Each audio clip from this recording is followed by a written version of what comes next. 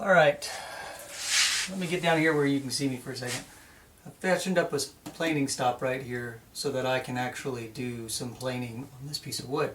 So I've got my soon-to-be headstock piece, and I want to flatten out the top of this and make it nice and neat. So I've also got a couple of planes back here. This is a number 5. It's a Marble Miller's Falls number 5. Well, it's a 14, I think is what they call it, but it would be a Stanley number 5. I really like using this plane a lot for this type of operation. I have the mouth on this adjusted so that I have a little bit of a light cut on it right now. If this one doesn't work for me real well on this application today, I also have a number 3 right here, which has the blade a little bit rounded over to help kind of get some of those cuts a little bit. And it's got a very sharp blade on it too. So I've got both of these planes pretty much ready to go. And I'll start with the Miller's Falls, and if I don't like that, or I may take a little bit off of that to start with and then move to the other one. Just kind of depends on how the wood is reacting, if the blade is cutting the way it needs to or not, outside of actually fettling with the plane or redoing the blade. So okay, so I just want to get this top flat. It's got a little hump in the middle from the saw cuts, so I'm just going to work on getting that out. I need to occasionally move this around so that I can get a better bead on this. Alright, my planing stop is a little bit tall, so make my life easier, I'm going to take my little offcut that I made, set my piece of wood on top of that so that I have a little bit of space in between.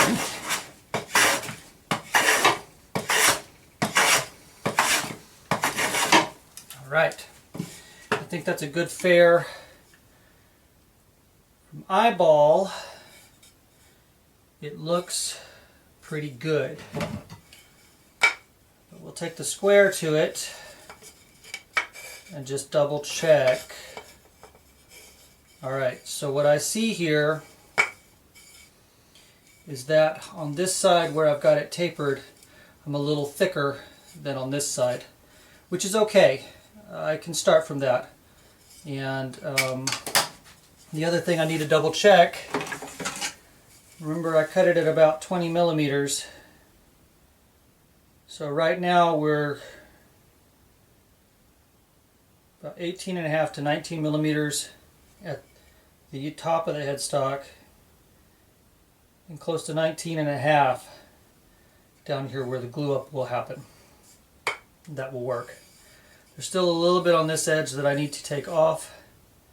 So what I'll do is I'll switch to the other plane because it's a very minimal amount. Again, we'll check those momentarily. So I'm going to move this over here.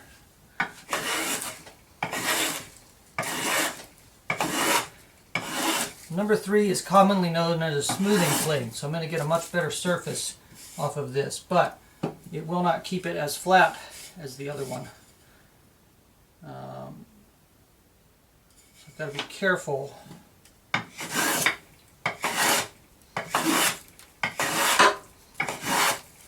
we go. It's also a slightly finer cut, though I kind of have it set a little bit deep today. Alright, so check. Make sure I've got no irregularities here. We want that to be good and flat because we're going to be gluing. We're going to be gluing another piece of wood to that on top of it. That will be the head plate. So that looks pretty good. All right. Now, back side of this. I'm going to go ahead and take just a little bit off to smooth it off because this surface was not as surface as the other side.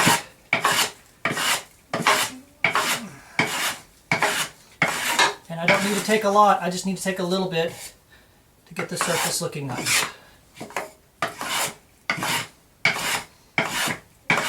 and to get my machining marks out of it.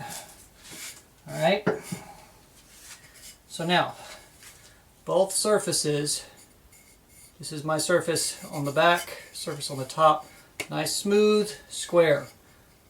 This right here is going to be taken off after I've glued up. Gluing surfaces will be like this. I have my cut edge, they will be cut up, glued up here. Now, because those two surfaces are not yet uniform, I'm going to set it like this, and I'm going to plane that so that they match and they meet up. It also means I need to plane this a little bit to surface that edge, but I can do that over here like this. Alright, so lots of fun today. So, and again, we're just taking up just a little bit.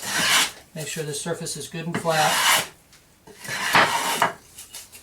It was surfaced on a planer before. It is good and square.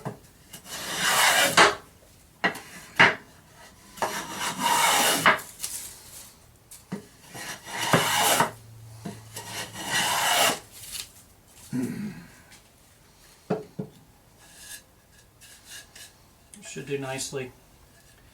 Okay, that surface is ready to go. Not worried about the top surface yet.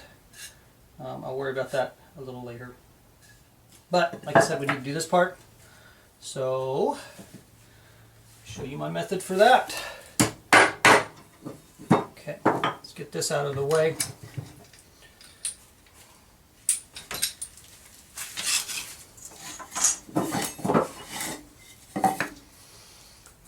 And I'm going to back this up just a little bit so that you can see a little better.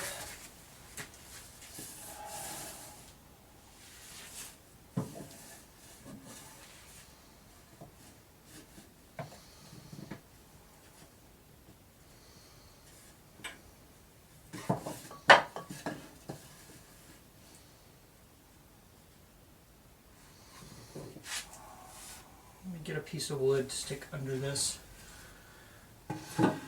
I want to support my end here so that it doesn't split out, but I need it to kind of come off the edge of my bench because the plane is going to be moving in such a direction that if I plane this onto the bench, my plane will be hitting the bench. So I've got to do a little adjusting. I also need a little piece of wood.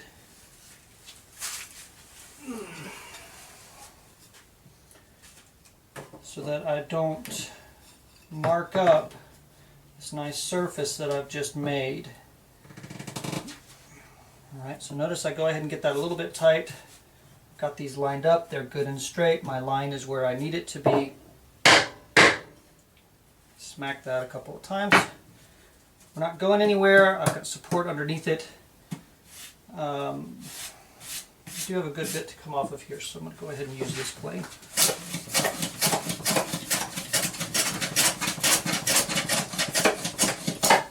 Alright, this is a good demonstration of I need to adjust the plane just slightly. I'll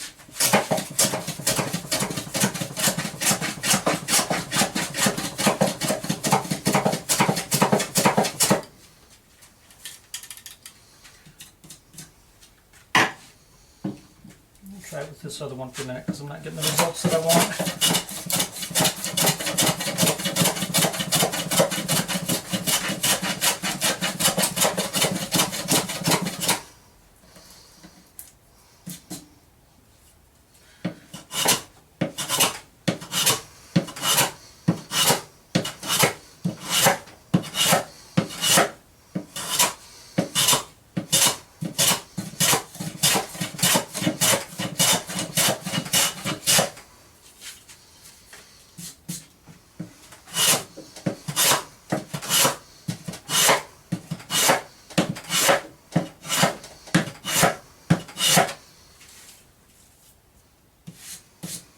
Okay, now I have planed this to a point where that surface matches all the way across.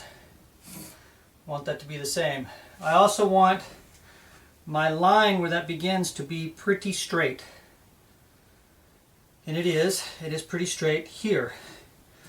I'm not as worried about this last edge because that will be planed off before as the headstock meets, so after I get it glued up. Alright, that's good to go.